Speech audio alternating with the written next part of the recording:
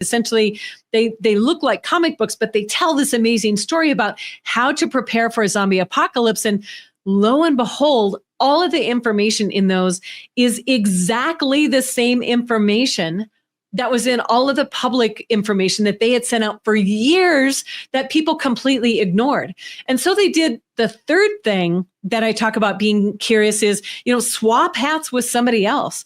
And so now they thought like zombies and they said, okay, if we actually are preparing for a zombie apocalypse, what do we need to do? And that was their whole campaign, was about how do we prepare for a zombie apocalypse. Absolutely went through the roof.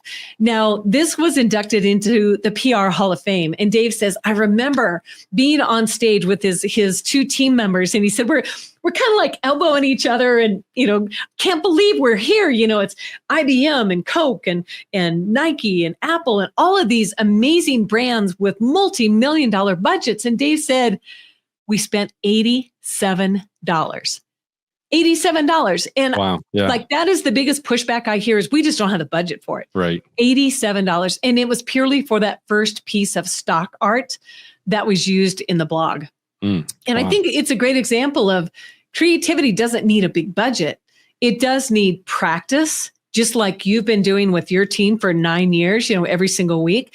It's like anything. The more you do it, the better you get at it.